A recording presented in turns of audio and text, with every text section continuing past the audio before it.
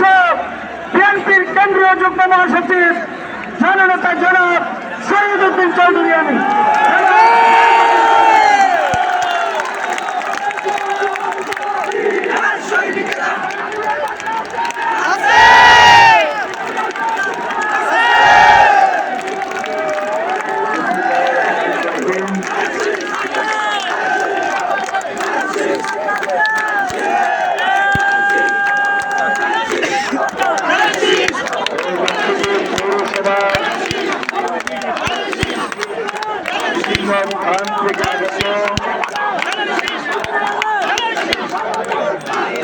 এলাকাবাসী এখানে উপস্থিত পৌরসভার 15টা ওয়ার্ডের বিএনপি এবং অঙ্গ সংগঠনের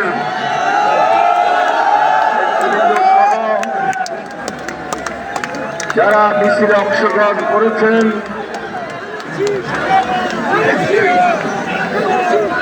আমাদের এই জাতীয় সংসদ নির্বাচন 2026-এর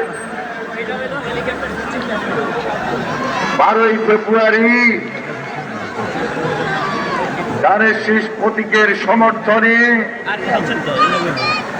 আজকে যারা এখানে উপস্থিত রয়েছেন, আমি সর্বপ্রথম আপনাদের প্রতি কৃতজ্ঞতা প্রকাশ করছি এবং আপনাদের সবাইকে অসংখ্য অসংখ্য ধন্যবাদ জানাচ্ছি, মোবারকবাদ জানাচ্ছি। প্রিয় ভাইরা আমার, 5 আগস্টের পর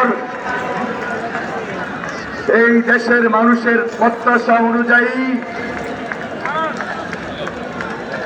প্রত্যেকটা রাজনৈতিক দল এবং রাজনৈতিক ব্যক্তির কাছে মানুষের যে আশা আকাঙ্ক্ষা,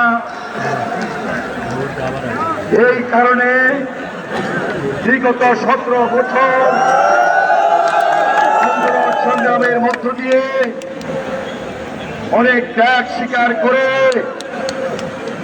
আমরা যে 12ই ফেব্রুয়ারি পেয়েছি, আপনার আমার ত্যাগের বিনিময়ে এই ত্যাগ স্বীকার করতে গিয়ে এই 12ই ফেব্রুয়ারি একটি প্রতীক্ষা অপেক্ষার নির্বাচন পেতে গিয়ে যারা আত্মহত্যা দিয়েছেন, যারা আমার পাশ থেকে খুন খুনের শিকার হয়েছেন, অজস্র নেতা কর্মী বন্ধুত্ব জীবন যাপন করছেন, দৃষ্টিশক্তি হারিয়েছেন, সর্বশেষ যারা জুলাই আন্দোলনে শহীদ হয়েছেন, আজকের এই গণমিছিলের পূর্বে আমি আপনাদের কাছে তাদের আত্মার মাগফিরাত কামনা করছি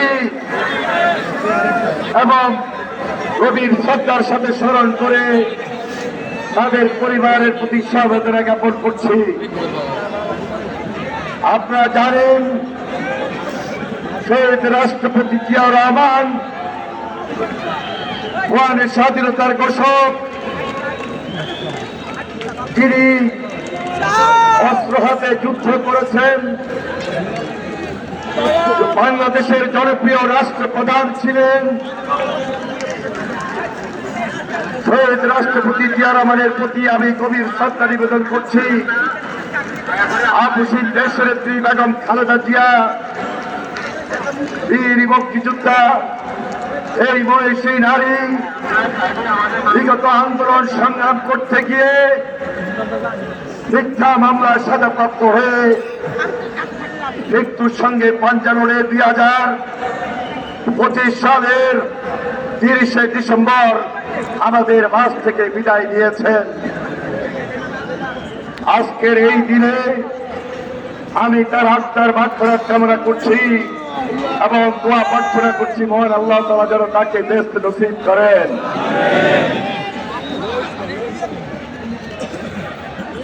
অত্যাচারিত, নির্যাতিত, চিকিৎসার জন্য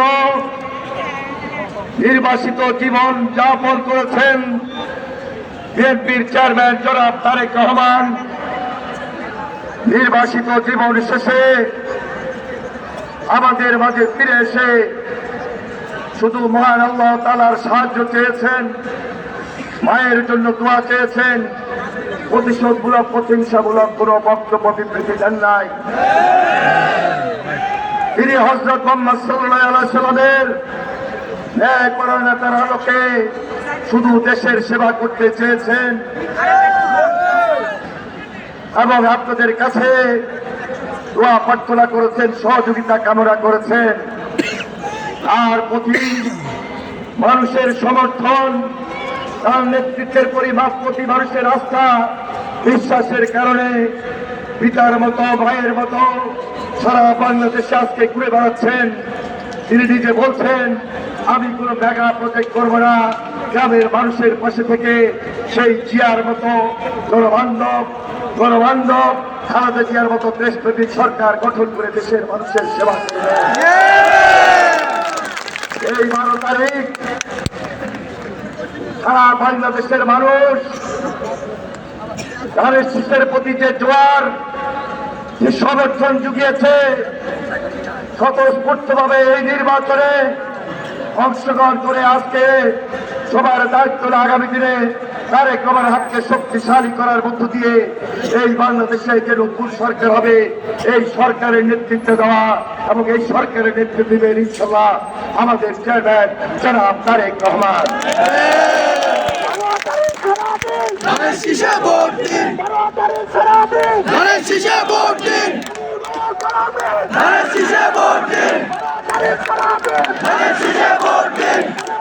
আমরা ইতিমধ্যে লক্ষ্মীপুর 3 আসনের প্রত্যেকটা ইউনিয়ন ওয়ার্ডে গণসংযোগ করেছি। আমার মা বোন মুরব্বী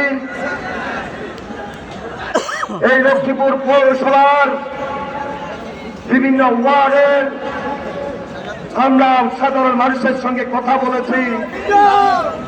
অনেকে আমাকে বলেছেন যে আপনি নির্যাতিত লোক, আপনি অত্যাচারিত লোক, সকাল নাই বিকাল নাই দুপুর নাই সারাক্ষণ আপনি ঘর সংযোগে ব্যস্ত, এত কষ্ট করে যাচ্ছেন, আপনার তো এত কষ্ট করার কথা নয়। আমি শুধু সেই কথা স্মরণ করিয়ে আমার প্রিয় এলাকাবাসীর সামনে এই কথাই বলেছিলাম, আমার মায়ের আবদার, আমার বোনের আবদার, আমার এলাকাবাসীর আবদার আমাকে সম্মান করতে হয়েছে বিদায় আজকে লক্ষ্মীপুরের বিভিন্ন প্রান্তরে আমি গিয়েছি, আবদার রক্ষা করেছি এবং দাবির কথা আমি শুনেছি। দীর্ঘ 17 বছর এই লক্ষ্মীপুর পৌরসভা, দীর্ঘ 17 বছর এই লক্ষ্মীপুর সদর আসন বিভিন্নভাবে বঞ্চিত ছিল। অবহেলার কারণে আমাদের উন্নয়ন দৌড় করতে পারে নাই। সেজন্য আজকে দায়িত্ব নিয়ে আগামী 12 তারিখ ধানের শীষে ভোট দিয়ে আপনারা তারেক রহমানের হাতকে শক্তিশালী করা মানে এই পৌরসভার পক্ষে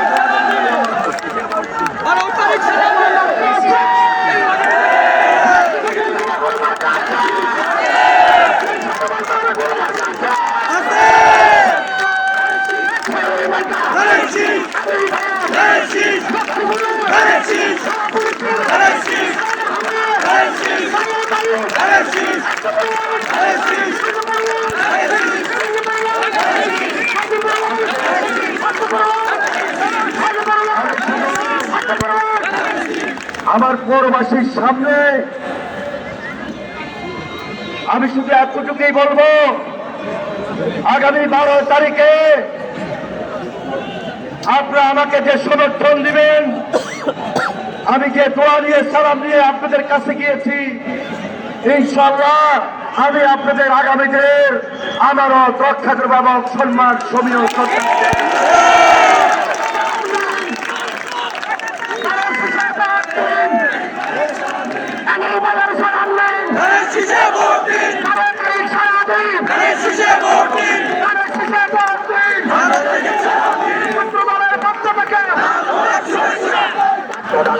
আমার নির্বাচনে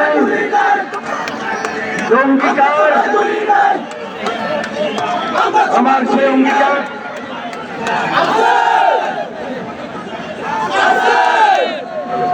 আমার নির্বাচনে যে অঙ্গীকার আমি বারবারই বলেছি এবং আপনাদের দৃষ্টিতে আনার চেষ্টা করেছি। একটা রাজনৈতিক দলের যারা নেতৃত্বে থাকেন, যারা জনপ্রতিনিধি হন, যারা নির্বাচিত প্রতিনিধি হন, সার্বক্ষণিক মিছিল করবেন, মিটিং করবেন, সমাবেশ করবেন, এর মধ্যে সীমাবদ্ধ থাকলে চলে না।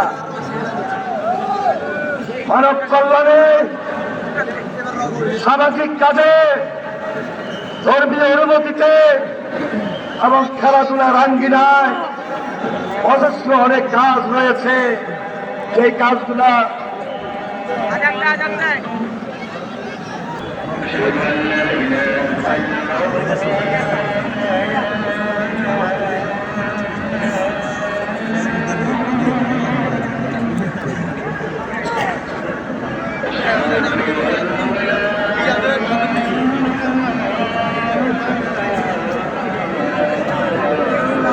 মধ্যে বক্তব্য শেষ, 5 মিনিটের মধ্যে মিছিল শুরু হবে এবং মিছিলটা এখান থেকে শুরু করে চকবাজার, দক্ষিণ ত্রিভুবনী, উত্তর ত্রিভুবনী, কুমোর হলের সামনে গিয়ে শেষ হবে। আমার একটা রাজনৈতিক অঙ্গীকার, এটা লক্ষ্মীপুরকে নতুনভাবে করতে হবে। বারবার বলেছি সারা জীবন তো মিছিল মিটিং করলে হবে না। সামাজিক কাজ, এলাকার কাজ, উন্নয়নের কাজ দীর্ঘদিন অনেকভাবে, অনেক সময়, অনেক কিছুতেই বঞ্চিত ছিলাম। আর লক্ষ্মীপুর বঞ্চিত থাকবে না। লক্ষ্মীপুর পৌরসভা বঞ্চনার শিকার হবে না। পৌরসভার মানুষও কোনোভাবে অবহেলিত থাকবে না। আমার সে অঙ্গীকার, লক্ষ্মীপুর কৃষির প্রধান এলাকা, কৃষির উপর নির্ভরশীল, কৃষিভিত্তিক অর্থনীতি লক্ষ্মীপুরের সমৃদ্ধ। কৃষিভিত্তিক অর্থনৈতিক জোর বদল করাই আমার নতুন পরিকল্পনা। আধুনিক কৃষি, স্বনির্ভর লক্ষ্মীপুর এবং বাণিজ্যিক লক্ষ্মীপুর গড়ার মাধ্যমে এই অঙ্গীকারের বাস্তবায়ন ঘটাবো ইনশাআল্লাহ। আর কোন বক্তব্য দেব না। যারা ইনসাফের কথা বলেন, কল্যাণ রাষ্ট্রের কথা বলেন, কোরআন সুন্নাহর আলোকে দেশ চালাবেন বলেন, স্বাধীনতার সময় ওনাদের ইনসাফ ছিল না।